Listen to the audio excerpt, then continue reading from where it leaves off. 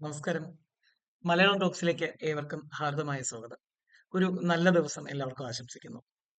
ഇന്ന് കലാമേഖലയുമായി ബന്ധപ്പെട്ട്, പ്രത്യേകിച്ച് സംഗീത മേഖലയുമായി ബന്ധപ്പെട്ട് പ്രശസ്തരായ സംഗീതജ്ഞരും അവരുടെ വാദ്യോപകരണങ്ങളും എന്ന ഒരു ഭാഗത്തെക്കുറിച്ച് സംസാരിക്കാം എന്നതാണ് ഞാൻ ഉദ്ദേശിക്കുന്നത്.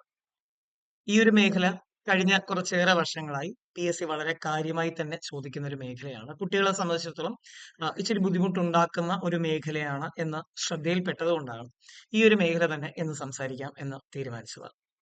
സംഗീതജ്ഞരും വാദ്യോപകരണങ്ങളും എന്ന ഈ മേഖലയിൽ പ്രധാനമായും ആ, ഓരോ വാദ്യോപകരണങ്ങളും ശ്രദ്ധ നേടിയ സംഗീതജ്ഞരുണ്ട്. അതുപോലെ തന്നെ ചില സംഗീതജ്ഞർ, ഇപ്പൊ കർണാടിക് സംഗീതത്തിൽ പോലെ ശ്രദ്ധേയരായ ചില കലാകാരന്മാർ, അപ്പൊ അവരെ കുറിച്ചൊക്കെ ഒന്ന് സംസാരിച്ചു വരുന്നുണ്ട് നമ്മൾ. മറ്റ് മുഖവരികളൊന്നും തന്നെ ഇല്ല. ജസ്റ്റ് നമുക്ക് പറഞ്ഞു പോകാം. ഇതിൽ ആദ്യത്തേത് ഹരിപ്രസാദ് ചൗരസ്യ. ഹരിപ്രസാദ് ചൗരസ്യ നമ്മൾ അറിയുന്നത് പോലെ ഏറ്റവും പ്രശസ്തനായ പുല്ലാങ്കുഴൽ വാദകനാണ് ഈ പറയുന്ന ഹരിപ്രസാദ് ചൗരസ്യ. പുല്ലാങ്കുഴലാണ് അദ്ദേഹത്തിന്റെ മേഖല എന്ന് പറയുന്നത്. ഹരിപ്രസാദ് ചൗരസ്യ. നമ്മൾ പുല്ലാങ്കുഴൽ അല്ലെങ്കിൽ ഭാംസരി, ഒരുപക്ഷെ ഈ ഒരു പുല്ലാങ്കുഴൽ എന്ന ഒരു വാദ്യോപകരണത്തെ ഇത്രയേറെ ജനകീയമാക്കി മാറ്റുന്നതിൽ ഏറ്റവും പ്രധാന പങ്ക് വഹിച്ചൊരു കക്ഷി കൂടെയാണ് അദ്ദേഹം. അദ്ദേഹത്തിന്റെ ജന്മദേശം വരുന്നത് ഉത്തർപ്രദേശാണ്. സ്റ്റേറ്റ് ചോദിച്ചു കഴിഞ്ഞാൽ ഉത്തർപ്രദേശാണ്. അത് മാത്രമല്ല, അദ്ദേഹം അലഹബാദ് സ്വദേശിയാണ്. അലഹബാദ് സ്വദേശിയാണ്. അലഹബാദ് സ്വദേശി. ഓക്കെ, അലഹബാദ് സ്വദേശി. ഓക്കെ, ഇപ്പൊ പ്രധാനമായും അങ്ങനെ അവരുടെ സ്വദേശമൊന്നും ചോദിച്ചു കണ്ടിട്ടില്ല. എങ്കിലും ഹരിപ്രസാദ് ചൗരസ്യൊക്കെ അത്രയേറെ ഫെമിലിയർ ആയതുകൊണ്ടാണ് ഞാൻ അദ്ദേഹത്തിന്റെ സ്വദേശം കൂടെ ഒന്ന് പറഞ്ഞു വന്നത്. ഓക്കെ, നോക്കി ഇനി അടുത്ത് വരുന്നത് സക്കീർ ഹുസൈൻ. സക്കീർ ഹുസൈൻ നമുക്ക് ഏറ്റവും പ്രധാനപ്പെട്ട ഒരു പേരാണത് സക്കീർ ഹുസൈൻ. നിങ്ങൾക്ക് സക്കീർ ഹുസൈനെ പരിചയം ഉണ്ടാകും. കാരണം നിങ്ങൾ വാർത്തകളുടെയും പലതരത്തിലുള്ള മാധ്യമങ്ങളിലൂടെ ഒക്കെ തന്നെ നമ്മൾ സക്കീർ ഹുസൈനെ കുറിച്ച് മനസ്സിലാക്കുന്നുണ്ട്. ഏറ്റവും പ്രധാനപ്പെട്ട ഒരു കാര്യം എന്ന് പറയുന്നത് അദ്ദേഹം മരണപ്പെട്ടത് ഈ അടുത്താണ്, അല്ലെ? ഈ അടുത്ത്, അതായത് കറക്റ്റ് പറഞ്ഞു കഴിഞ്ഞാൽ 2024 ഡിസംബറിലാണ് അദ്ദേഹം മരണപ്പെടുന്നത്. 2024 ഡിസംബർ 15-നാണ്. നമുക്കറിയാം 2024 ഡിസംബർ എന്ന് പറയുന്നത് ഒരുപാട് കലാകാരന്മാരുടെ, ഒരുപാട് സാഹിത്യകാരന്മാരുടെ, അല്ലെ, വേർപാട് സംഭവിച്ചൊരു സമയമാണ്. പ്രത്യേകിച്ച് നമുക്കറിയാം MGയുടെ പോലുള്ള ഒരുപാട് സാഹിത്യകാരന്മാരുടെ, മറ്റൊരുപാട് കലാകാരന്മാരുടെ ഒക്കെ തന്നെ വേർപാട് സംഭവിച്ചൊരു ഒരു വർഷവും മാസവും ഒക്കെയാണ് 24 വർഷവും അതിലെ ഡിസംബർ എന്ന് പറയുന്ന മാസം. ഓക്കെ, അപ്പോ അതിൽ ഏറ്റവും പ്രധാനപ്പെട്ട ഒരു പേരാണ് നമ്മുടെ സക്കീർ ഹുസൈന്റേത്. ഓർക്കേണ്ടത് അദ്ദേഹം തബല വിദ്വാനാണ്. തബല വിദ്വാൻ. ഒരുപക്ഷെ തബല എന്ന് കേൾക്കുമ്പോൾ തന്നെ നമ്മുടെ ഉള്ളിലേക്ക് വരുന്നത് ആ ഒരു മുഖമാണ്. അദ്ദേഹത്തിന്റെ അത്ര വേഗത്തിൽ ചലിക്കുന്ന വിരലുകൾ, അല്ലെ? നമുക്ക് ആ വിരലുകൾ തീർക്കുന്ന മാന്ത്രികത ഇന്നും നമ്മളെ അത്ഭുതപ്പെടുത്തുന്ന ഒന്നാണ്. ഏറ്റവും പ്രധാനപ്പെട്ട ഒരു കാര്യം എന്ന് പറയുന്നത് അദ്ദേഹത്തിന്റെ പിതാവിനെ കൂടെ ജസ്റ്റ് ഒന്ന് ഞാൻ ഓർമ്മിപ്പിക്കുകയാണ്. അദ്ദേഹത്തിന്റെ പിതാവാണ് അള്ളാറഖ എന്നുള്ളത്, അല്ലെ? അള്ളാറഖയാണ്. അള്ളാറഖയാണ് അദ്ദേഹത്തിന്റെ പിതാവ്. ആരുടെ പിതാവ്? സക്കീർ ഹുസൈന്റെ പിതാവ് അള്ളാറഖ. ഓക്കെ, അള്ളാറഖയാണ് അദ്ദേഹത്തിന്റെ പിതാവ്. അദ്ദേഹവും പ്രശസ്തനായ തബല വിദ്വാനായിരുന്നു. ഓക്കെ, അദ്ദേഹവും പ്രശസ്തനായ തബലവാദകനാണ്. തബലയാണ് അദ്ദേഹത്തിന്റെയും പ്രധാനപ്പെട്ട മേഖല എന്ന് പറയുന്നത്. അള്ളാറഖ. ഇനി അതുപോലെ തന്നെ സക്കീർ ഹുസൈനെ കുറിച്ച് പറയുന്ന സമയത്ത് ഏറ്റവും പ്രധാനമായിട്ട് ഓർത്തു വെക്കേണ്ട ചില കാര്യങ്ങൾ എന്ന് പറയുന്നത് അദ്ദേഹം നേടിയിട്ടുള്ള നേട്ടങ്ങളാണ്, അല്ലെ? അദ്ദേഹത്തിന്റെ നേട്ടങ്ങൾ ഓരോന്നും നമുക്ക് ഏറ്റവും പ്രധാനമാണ്. കാരണം അദ്ദേഹം സംഗീത മേഖലയിൽ, പ്രത്യേകിച്ച് ചലച്ചിത്ര സംഗീതം തുടങ്ങി മറ്റ് ഹിന്ദുസ്ഥാനി സംഗീതം തുടങ്ങി എല്ലാത്തിലും അദ്ദേഹം നൽകിയ സംഭാവനകൾ വളരെ വലുതാണ്. അപ്പൊ അതുകൊണ്ട് തന്നെ PSC ഉറപ്പായിട്ട് അദ്ദേഹത്തിന്റെ പേര് ചോദിക്കും. അദ്ദേഹം മരണപ്പെട്ടത് കൊണ്ട് തന്നെ അദ്ദേഹത്തിന്റെ മേഖല ഉറപ്പായിട്ട് ചോദിക്കും. അദ്ദേഹത്തിന്റെ വാദ്യോപകരണം ഏതാണ്? തബലയാണ്. എന്നാൽ അടുത്ത് വേണ്ടത് അംജദ് അലി ഖാൻ. അംജദ് അലി ഖാൻ അത് അദ്ദേഹത്തിന്റെ വാദ്യോപകരണമാണ്. സരോദ് അദ്ദേഹത്തിന്റെ കയ്യിലിരിക്കുന്നത് സരോദാണ്. നിങ്ങൾക്ക് അറിവുള്ളതാണ് സരോദ്. അംജദ് അലി ഖാൻ സരോദാണ്. ഒന്നുകൂടെ, അംജദ് അലി ഖാൻ എവിടെയാണ്? സരോദാണ്. ഇനി അദ്ദേഹത്തിന്റെ സ്വദേശം ചോദിക്കാം. അത് ഗോളിയർ ആണ്. ഗോളിയർ. ഓക്കെ അല്ലെ? അദ്ദേഹത്തിന്റെ സ്വദേശം ചോദിക്കാം. അത് ഗോളിയർ ആണ്. ഓക്കെ, അദ്ദേഹത്തിന്റെ സ്വദേശം എവിടെയാണ്? ഗോളിയർ ആണ്. നമുക്കറിയാം ഗോളിയർ മധ്യപ്രദേശിലാണ്. ഓക്കെ അല്ലെ? അപ്പൊ അംജദ് അലി ഖാൻ സരോദാണ്. എന്നാൽ അടുത്ത് വരുന്നത് രവിശങ്കർ ആണ്. പണ്ഡിറ്റ് രവിശങ്കർ. ഓക്കെ അല്ലെ? ഒരുപക്ഷെ സിത്താർ എന്ന വാദ്യോപകരണത്തെ ഇത്രയേറെ ഇത്രയേറെ ജനകീയമാക്കുന്നതിൽ, അല്ലെങ്കിൽ ഇത്രയേറെ സ്വീകാര്യമാക്കുന്നതിൽ പ്രധാന പങ്കാർക്കുണ്ട്. ഈ പറയുന്നത് പോലെ പണ്ഡിറ്റ് രവിശങ്കറിനുണ്ട്. ഓക്കെ അല്ലെ? അദ്ദേഹത്തിന് അത് മാത്രമല്ല, അദ്ദേഹത്തെ കുറിച്ച് പ്രധാനമായിട്ട് ഓർക്കേണ്ട ഒരു പ്രധാനപ്പെട്ട കാര്യം എന്ന് പറയുന്നത് അദ്ദേഹത്തിന് മരണാനന്തരം ഗ്രാമി പുരസ്കാരം ലഭിക്കുന്നു എന്നുള്ളതാണ്. ഓക്കെ, മരണാനന്തരം എന്ത് ലഭിക്കുന്നുണ്ട്? ഗ്രാമി പുരസ്കാരം അദ്ദേഹത്തിന് എന്ത് ലഭിക്കുന്നുണ്ട്? അദ്ദേഹത്തിന് ലഭിക്കുന്നു എന്നുള്ളതാണ്. ഓക്കെ അല്ലെ? അപ്പോൾ ഏറ്റവും പ്രധാനപ്പെട്ട ഒരു ഒരു വ്യക്തിയാണ് അദ്ദേഹം. കാരണം ഗ്രാമി പുരസ്കാരം ഏകദേശം 3 തവണയോളം അദ്ദേഹം ഗ്രാമി പുരസ്കാരത്തിനായിട്ട് നാമനിർദ്ദേശം ചെയ്യപ്പെടുന്നു അല്ലെങ്കിൽ പരിഗണിക്കപ്പെടുന്നു. അത് കഴിഞ്ഞ് മരണാനന്തരം അദ്ദേഹത്തിന് ഗ്രാമി പുരസ്കാരം ലഭിക്കുന്നത്. നമ്മുടെ പോയിന്റ് ഇതാണ്. പണ്ഡിറ്റ് രവിശങ്കർ ഏത് മേഖലയിൽ ശ്രദ്ധേയനാണ്? അദ്ദേഹം സിത്താർ വാദകനാണ്. എന്നാൽ ഇനി ഓർക്കുക, ഉസ്താദ വിലായത്ത് ഖാൻ. ഇത് നമ്മൾ ഈ പറഞ്ഞ പോലെ പണ്ഡിറ്റ് രവിശങ്കറിനെ പോലെ തന്നെ വളരെ ഫേമസ് ആയിട്ടുള്ള ഒരു സിത്താർ വായകനാണ്. ഓക്കെ അല്ലെ? ഒരു സിത്താർ വാദകനാണ് ഈ പറയുന്ന ഉസ്താദ് വിലായത്ത് ഖാൻ. പേര് മറക്കരുത്, ഉസ്താദ് വിലായത്ത് ഖാൻ.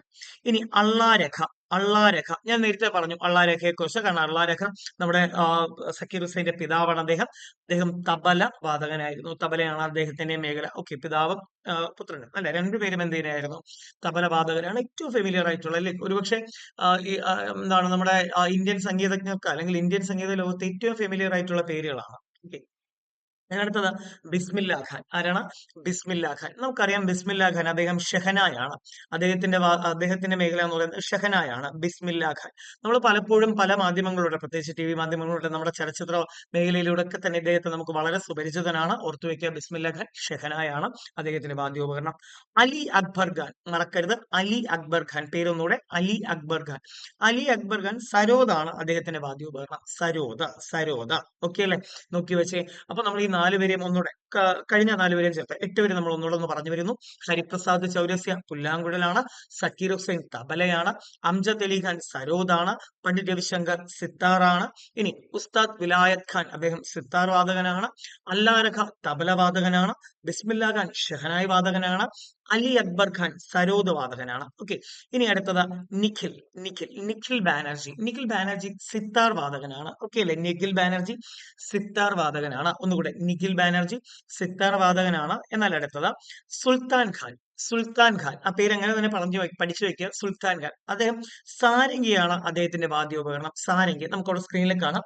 സാരംഗിയാണ് അദ്ദേഹത്തിന്റെ വാദ്യോപകരണമായിട്ട് വരുന്നത്. മക്കൾ ഒന്നുകൂടെ ഓർത്തു വെക്കുക. നിഖിൽ ബാനർജി സിത്താറാണ്. സുൽത്താൻ ഖാൻ സാരംഗിയാണ്. ഓക്കെ അല്ലെ? ദെൻ ചിട്ടി ബാബു, നമുക്കറിയാം ചിട്ടി ബാബു ഒരുപക്ഷെ വീണ എന്നൊരു വാദ്യോപകരണം കേൾക്കുമ്പോൾ പെട്ടെന്ന് ഇന്ത്യൻ ജനതയുടെ മനസ്സിലേക്ക് വരുന്ന ഒരു മുഖവും ഒരു ശബ്ദവുമാണ് ചിട്ടി ബാബുവിന്റേത്. ഓക്കെ, അപ്പൊ ചിട്ടി ബാബു എന്ന് കേൾക്കുമ്പോൾ ഓർത്തു വെക്കുക, അദ്ദേഹം വീണ വാദകനായിരുന്നു. ഓക്കെ അല്ലെ? അപ്പൊ നിഖിൽ ബാനർജി സിത്താറാണ്. സുൽത്താൻ ഖാൻ സാരംഗിയാണ്. ചിട്ടി ബാബു വീണയാണ്. ഇനി എൽ സുബ്രഹ്മണ്യം, അദ്ദേഹത്തിന്റെ പേര് വളരെ പ്രധാനമാണ്. അദ്ദേഹം വളരെ ഫെമിലിയർ ആയിട്ടുള്ള ഒരു വയലിൻ വാദകനാണ് അദ്ദേഹം. ഓക്കെ അല്ലെ? വയലിനാണ് അദ്ദേഹത്തിന്റെ വാദ്യോപകരണമായിട്ട് വരുന്നത്. എൽ സുബ്രഹ്മണ്യം. സെറ്റ് അല്ലേ? നോക്കി ഒന്ന് പറഞ്ഞു വരാം. നിഖിൽ ബാനർജി സിത്താറാണ്. സുൽത്താൻ ഖാൻ സാരംഗിയാണ്. ചിട്ടി ബാബു വീണയാണ്. L Subramaniam violin. then അടുത്തത് നോക്കി, Kunnakudi R Vaidyanathan violin. R Vaidyanathan. Okay അല്ലെ? കുന്നക്കുടി ആർ വൈദ്യനാഥൻ, അദ്ദേഹം വയലിനാണ് അദ്ദേഹത്തിന്റെ മേഖല. അദ്ദേഹത്തിന്റെ ചിത്രം ഞാൻ എല്ലാവരുടെയും ചിത്രം സൈഡിൽ കൊടുത്തിട്ടുണ്ട്, ജസ്റ്റ് ഒന്ന് നോക്കി വെക്കുക. ഓക്കെ അല്ലെ? ദെൻ കുടമാളൂർ ജനാർദ്ദനൻ അല്ലെ? നമുക്കൊരു ജനാർദ്ദനെ അറിയാം അല്ലെ? ആ ജനാർദ്ദനല്ല. ഓക്കെ, അദ്ദേഹം സംഗീതജ്ഞനാണ്. അദ്ദേഹത്തിന്റെ വാദ്യോപകരണം എന്ന് പറയുന്നത് പുല്ലാങ്കുഴലാണ്. ഓക്കെ അല്ലെ? അപ്പൊ പുല്ലാങ്കുഴൽ വാദകനായ കുടമാളൂർ ജനാർദ്ദനൻ, പേര് മറക്കരുത്, കുടമാളൂർ ജനാർദ്ദനൻ. ചിന്ന മൗലാന അല്ലെങ്കിൽ ചിന്ന മൗലാന, അദ്ദേഹത്തിന്റെ വാദ്യോപകരണം നാദസ്വരമാണ്. ഓക്കെ അല്ലെ? അദ്ദേഹത്തിന്റെ വാദ്യോപകരണം എന്താണ്? നാദസ്വരമാണ് അദ്ദേഹത്തിന്റെ വാദ്യോപകരണം. പാലക്കാട് മണിയയ്യർ മൃദംഗമാണ് അദ്ദേഹത്തിന്റെ മേഖല. അദ്ദേഹം ഒരു മാർദംഗികനാണ് അല്ലെ? മൃദംഗം വായിക്കുന്നവനാണ് നമ്മൾ എന്ത് പറയാം? മാർദംഗികൻ എന്ന് വിളിക്കുന്നത്. ഞാൻ പാലക്കാട് മണിയയ്യരെ കുറിച്ച് മുമ്പ് നമ്മുടെ സ്കൂൾ ടെക്സ്റ്റ് ബുക്കുകളെ കുറിച്ച്, പ്രത്യേകിച്ച് സ്കൂൾ ടെക്സ്റ്റ് ബുക്കുകളുമായി ബന്ധപ്പെട്ട് കലാസാഹിത്യം സംസാരിക്കുന്ന ഭാഗത്ത് ഞാനത് പറഞ്ഞിട്ടുണ്ടായിരുന്നു. നിങ്ങൾ ശ്രദ്ധിച്ചു കാണും എന്ന് ഞാൻ വിശ്വസിക്കുന്നു, പഠിച്ചു കാണും എന്ന് ഞാൻ പ്രതീക്ഷിക്കുന്നു. ഓക്കെ അല്ലെ? അപ്പൊ പാലക്കാട് മണിയയ്യർ ഏത് മേഖലയാണ്? മൃദംഗമാണ്. ഇനി അടുത്തത്, ഈ പേര് മറക്കരുത്, തിരുവിഴ ജയശങ്കർ. അദ്ദേഹം നാദസ്വര വാദകനാണ്. ഓക്കെ അല്ലെ? തിരുവിഴ ജയശങ്കർ അദ്ദേഹം നാദസ്വര വാദകനാണ്. പേര് മറക്കരുത്, തിരുവിഴ ജയശങ്കർ. എവിടെയാണ്? നാദസ്വര വായകനാണ്. അടുത്തത് യു ശ്രീനിവാസ് മാൻഡലിൻ ആണ് അദ്ദേഹത്തിന്റെ വാദ്യോപകരണം. ഈ മാൻഡലിനൊക്കെ തന്നെ നിങ്ങൾക്ക് പരിചയം ഉണ്ടാകും, അല്ലെങ്കിൽ അത് ഒന്ന് ജസ്റ്റ് ഒന്ന് മനസ്സിലാക്കാനാണ് ഞാൻ ആ ചിത്രം കൂടെ ഒന്ന് കൊടുത്തിട്ടുള്ളത്. യു ശ്രീനിവാസ് മാൻഡലിൻ വാദകനാണ്. ഓക്കെ അല്ലെ? അപ്പൊ മാൻഡലിൻ എന്ന വാദ്യോപകരണത്തിൽ അത്രമേൽ ശ്രദ്ധേയനായ ഒരു കലാകാരനാണ് യു ശ്രീനിവാസ്. ലാൽഗുഡി ജയരാമൻ അദ്ദേഹം വയലിൻ വാദകനാണ്. ഓക്കെ അല്ലെ? വയലിനാണ് അദ്ദേഹത്തിന്റെ പ്രധാനപ്പെട്ട മേഖല എന്ന് പറയുന്നത്. ലാൽഗുഡി ജയരാമൻ, പേര് മറക്കണം, ലാൽഗുഡി ജയരാമൻ, പേരല്ലേ. പണ്ഡിറ്റ് രവിശങ്കർ, ക്ഷമിക്കുക, പണ്ഡിറ്റ് ശിവകുമാർ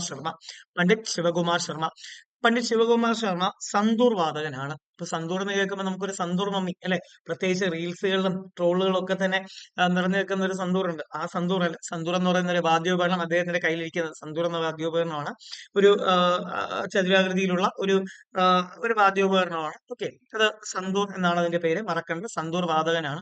നമ്മൾ വാദ്യോപകരണങ്ങൾ എന്ന് പറയുന്ന ഒരു ഭാഗത്ത് ഈ വാദ്യോപകരണങ്ങളെ കുറിച്ച് കൂടുതലായിട്ട് തന്നെ വരുന്ന ക്ലാസ്സുകൾ നമ്മൾ പറയുന്നതാണ്.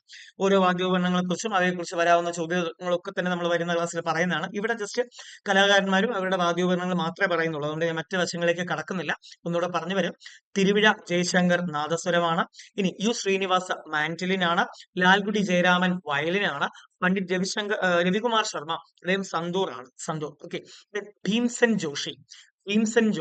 ഇപ്പം നമ്മൾ ഇവിടെ ഇതുവരെ നമ്മൾ എന്താണ് വാദ്യോപകരണങ്ങൾ പറഞ്ഞെങ്കിൽ ഇനി കർണാട്ടിക് സംഗീതത്തിൽ ശ്രദ്ധേയരായവരാണ് നമ്മൾ പറഞ്ഞു വരുന്നത്. കർണാട്ടിക് ഹിന്ദുസ്ഥാനി സംഗീതങ്ങളിൽ ശ്രദ്ധേയരായവരെ കുറിച്ച് നമ്മൾ പറഞ്ഞു വരുന്നത്. അതിൽ ഭീംസൻ ജോഷി നമുക്കറിയാം, അദ്ദേഹം ഏറ്റവും പ്രശസ്തനായുള്ള ഹിന്ദുസ്ഥാനി സംഗീതജ്ഞനാണ്. ഓക്കെ അല്ലെ? അപ്പൊ ഹിന്ദുസ്ഥാനി വോക്കലിലാണ് അദ്ദേഹത്തിന്റെ പ്രാവീണ്യം എന്ന് പറയുന്നത്. ഹിന്ദുസ്ഥാനി വോക്കലാണ് അദ്ദേഹത്തിന്റെ പ്രാവീണ്യം, അത് ഹിന്ദുസ്ഥാനി സംഗീതമാണ്. ഓക്കെ. അടുത്തത് എം ബാലമുരളി കൃഷ്ണ. ഓക്കെ, ബാലമുരളി കൃഷ്ണ. ബാലമുരളി എന്നൊക്കെ പറയുമ്പോൾ പലർക്കും പരിചിതമായ ഒരു പേരാണ്. അദ്ദേഹം കർണാടിക് സംഗീതജ്ഞനാണ്. ഓക്കെ അല്ലെ? കർണാടിക് സംഗീതജ്ഞനാണ്. അദ്ദേഹത്തെ നമ്മൾ മനസ്സിലാക്കുന്നു, അദ്ദേഹം കർണാടിക് സംഗീതജ്ഞനാണ്. അടുത്തത് M S Subbalakshmi. Okay, M S Subbalakshmi Carnatic സംഗീതമാണ്. ഓക്കെ അല്ലെ? കർണാടിക് സംഗീതമാണ്. ഈ എം എസ് സുബ്ബലക്ഷ്മിയെ കുറിച്ച് നമ്മൾ കഴിഞ്ഞ ക്ലാസ്സിൽ, അതായത് പ്രത്യേകിച്ച് കഴിഞ്ഞ എന്താണ് സ്കൂൾ ടെക്സ്റ്റ് ബുക്കുകളുമായി ബന്ധപ്പെട്ട ഒരു ഭാഗത്ത് നമ്മൾ പറഞ്ഞിട്ടുണ്ടായിരുന്നത്. ഇവിടെ അത് ഞാൻ ഒന്നുകൂടെ ഓർമ്മിപ്പിക്കുകയാണ്. എം എസ് സുബ്ബലക്ഷ്മി, ഇവിടെ കാണാം, എം എസ് സുബ്ബലക്ഷ്മി തമിഴ്നാട്ടിലെ മധുരയിലാണ് പുള്ളിക്കാരുടെ ജനനം. ഓക്കെ, മധുരയിലാണ് ജനനം. പുള്ളിക്കാരി കർണാടിക് സംഗീതജ്ഞ.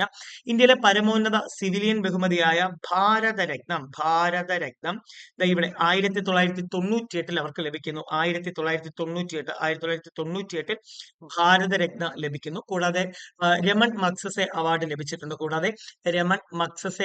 ലഭിച്ച ആദ്യ ഇന്ത്യൻ സംഗീതജ്ഞ ഒന്നുകൂടെ, രമൺ മഗ്സസെ അവാർഡ് ലഭിച്ച ആദ്യ ഇന്ത്യൻ സംഗീതജ്ഞയാണ്. പത്മഭൂഷൺ, പത്മവിഭൂഷൺ തുടങ്ങിയ പുരസ്കാരങ്ങൾ, ബഹുമതികളും പുള്ളിക്കാരിക്ക് ലഭിച്ചിട്ടുണ്ട്. അപ്പോൾ ഞാൻ പറഞ്ഞതുപോലെ പുള്ളിക്കാരി കർണാടിക് സംഗീതജ്ഞയാണ്. ഓക്കെ അല്ലെ? അപ്പൊ നമുക്ക് ആവശ്യം ഓരോ മേഖലയിലുള്ള പ്രമുഖരായിട്ടുള്ള കലാകാരന്മാരെ. അപ്പൊ PSC ചോദിക്കുന്നത് എങ്ങനെയാണ്, എം എസ് സുബ്ബലക്ഷ്മി ഏത് മേഖലയുമായി ബന്ധപ്പെട്ടിരിക്കുന്നു?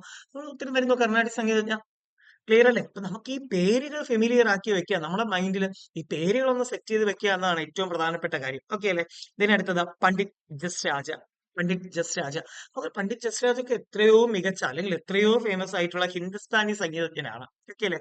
അപ്പൊ ഭീംസൻ ജോഷിയും പണ്ഡിറ്റ് ജസ് രാജും ഹിന്ദുസ്ഥാനി സംഗീതമാണ് എങ്കിൽ ബാലമുരളി കൃഷ്ണയും അതുപോലെ തന്നെ സുബ്ബലക്ഷ്മിയും കർണാടിക് സംഗീതജ്ഞരാണ് എന്നത് ഓർത്തു വെക്കുക. ഓക്കെ അല്ലെ? മുന്നോട്ട് പോകുന്നു. അടുത്തത് അമീർ ഖാൻ ഹിന്ദുസ്ഥാനി സംഗീതജ്ഞനാണ്. അമീർ ഖാൻ. ഓക്കെ അല്ലെ? അമീർ ഖാൻ ആരാണ്?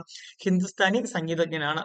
അടുത്തത് അലാവുദ്ദീൻ ഖാൻ ഹിന്ദുസ്ഥാനി സംഗീതജ്ഞനാണ്. ഓക്കെ അല്ലെ?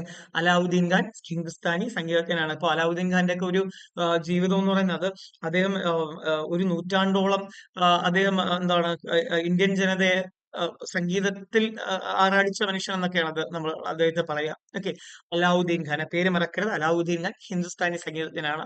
എന്നാൽ മഹാരാജപുരം സന്താനം അദ്ദേഹം കർണാടിക് സംഗീതജ്ഞനാണ്. ഓക്കെ അല്ലെ? മഹാരാജപുരം സന്താനം കർണാടിക് സംഗീതജ്ഞനാണ്. എങ്കിൽ അബ്ദുൾ കരീം ഖാനൊക്കെ വളരെ ഫെമിലിയർ ആയിട്ടുണ്ടായിരുന്ന നമ്മുടെ പഴയ ഹിന്ദുസ്ഥാനി സംഗീതജ്ഞനാണ്. ഓക്കെ അല്ലെ? അബ്ദുൾ കരീം ഖാൻ ഹിന്ദുസ്ഥാനി സംഗീതജ്ഞനാണ്. ഓക്കെ അല്ലെ? അപ്പൊ അമീർ ഖാനെ കിട്ടി. അമീർ ഖാൻ നമുക്കൊരു അമീർ ഖാനെ അറിയാം. ഓക്കെ, അദ്ദേഹം ഹിന്ദിയിൽ അവിടെ നിൽക്കട്ടെ. നമ്മുടെ അദ്ദേഹമല്ല, ഓക്കെ, അമീർ ഖാൻ ഹിന്ദുസ്ഥാനി സംഗീതജ്ഞനാണ്. അലാവുദ്ദീൻ ഖാൻ ഹിന്ദുസ്ഥാനി സംഗീതജ്ഞനാണ്. മഹാരാജപുരം സന്താനമാകട്ടെ കർണാട്ടിക് സംഗീതജ്ഞനാണ്. ഇനി അലാവുദ്ദീൻ സോറി അബ്ദുൽ കരീം ഖാൻ ആവട്ടെ ഹിന്ദുസ്ഥാനി സംഗീതജ്ഞനാണ്. ഓക്കെ. ദെൻ ഗുലാം അലി ഗസലാണ്, അല്ലെ? ഗസൽ വാദകനാണ് ഗുലാം അലി. അദ്ദേഹത്തെ നമുക്ക് പരിചിതനാണ്. ഗുലാം അലി ഗസൽ വാദകനാണ്. ദെൻ നോക്കിയേ, ജഗ്ജിത് സിംഗ് അദ്ദേഹം ഗസലാണ്. ഓക്കെ, ഗസലാണ് അദ്ദേഹത്തിന്റെ മേഖല. ജഗ്ജിത് സിംഗ് അദ്ദേഹം ഗസലാണ്. ഓക്കെ അല്ലെ? ദെൻ അനൂപ് ജലോട്ട. ഓക്കെ അല്ലെ? അനൂപ് ജലോട്ട അദ്ദേഹം ഗസൽ, ഭജൻ എന്നിവയാണ് അദ്ദേഹത്തിന്റെ മേഖല. അനൂപ് ജലോട്ട മറക്കണ്ട, ഗസൽ, ഭജൻ എന്നിവയാണ് അദ്ദേഹത്തിന്റെ മേഖല. അപ്പൊ ഈ ഒരു ഭാഗത്ത് നമ്മൾ ഈ പറഞ്ഞതുപോലെ കുറച്ചേറെ സംഗീതജ്ഞരെയും അവരുമായി ബന്ധപ്പെട്ടുള്ള കാര്യങ്ങളുമാണ് നമ്മൾ പറഞ്ഞത്. ഞാൻ അവരെ കുറിച്ച് കൂടുതൽ ആഴങ്ങളിലേക്ക് പോകാത്തത് പൊതുവെ അങ്ങനെ PSC അത്രയേറെ ആഴത്തിൽ ചോദിക്കാറില്ല. ആകെ ചോദിച്ചു കാണുന്നത് ഈ കലാകാരന്മാരുടെ മേഖലയാണ്. ആ മേഖല, അല്ലെങ്കിൽ അവർ ഏതെങ്കിലും വാദ്യോപകരണങ്ങളിലാണ് ശ്രദ്ധ നേടിയതെങ്കിൽ അത്. അതുകൊണ്ടാണ് ഞാൻ മറ്റു വശങ്ങളിലേക്ക് വരാതിരുന്നത്. ഓക്കെ അല്ലെ? ഏകദേശം ഒരു ധാരണ ഉണ്ടായി എന്ന് വിശ്വസിക്കുന്നു. ഇനിയും കിട്ടുന്ന കലാകാരന്മാരെയും അവരുടെ വാദ്യോപകരണങ്ങളൊക്കെ തന്നെ ഇതിനോടൊപ്പം ചേർത്ത് വെച്ച് പഠിക്കാം. ഓക്കെ അല്ലെ? അപ്പൊ ഒരു നല്ലൊരു ദിവസം ആശംസിക്കുന്നു. മറ്റൊരു ക്ലാസ്സുമായി നമുക്ക് വീണ്ടും കാണാം. Thank you.